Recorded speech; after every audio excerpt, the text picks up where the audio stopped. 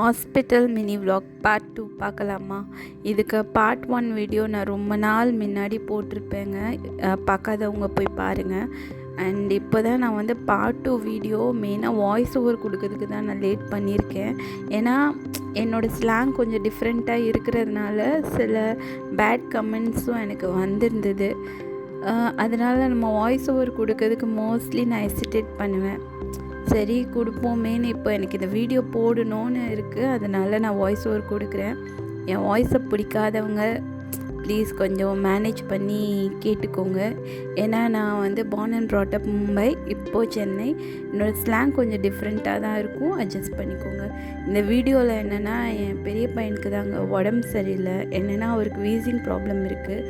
இந்த மூக்கில் சதை வளருதுன்னு சொல்லுவாங்கள்ல, அந்த மாதிரி இஷ்யூவும் இருக்குது. ஸோ வந்து நாங்கள் சென்னையில் எக்மோர் பேபி ஹாஸ்பிட்டல் ஒரு பேபி ஹாஸ்பிட்டல் இருக்குதுங்க.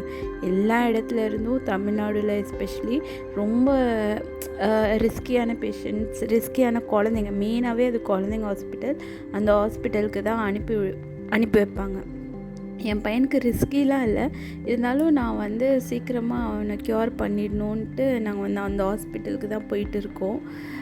சதை வளருதுன்னு சொல்லிட்டாங்க, பட் அட்மிட் பண்ணவும் சொன்னாங்க. பட் எங்களுக்கு அந்த டைம் கிடைக்கல. நாங்கள் காலையிலே போனதுனால எங்களுக்கு ரொம்ப பசிங்க. அதனால் நாங்கள் ஹோட்டல்லே சாப்பிட்ருவோம். எது ஒரு நல்ல ரிலாக்ஸேஷன் என்னென்னா இந்த ஃபுட்டு தான். எனக்கு வேறு எதுவுமே இல்லை. சாப்பிட்டு முடிச்சுட்டு டாக்டர்லாம் பார்த்துட்டு நாங்கள் கிளம்பிட்டோங்க.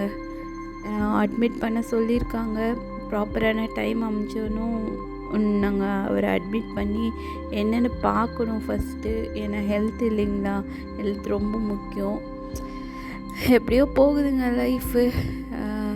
என் வீடியோ உங்களுக்கு பிடிச்சிருந்ததுன்னா ப்ளீஸ் கொஞ்சம் சப்ஸ்கிரைப் பண்ணுங்கள், சப்போர்ட் பண்ணுங்கள். தேங்க்யூ.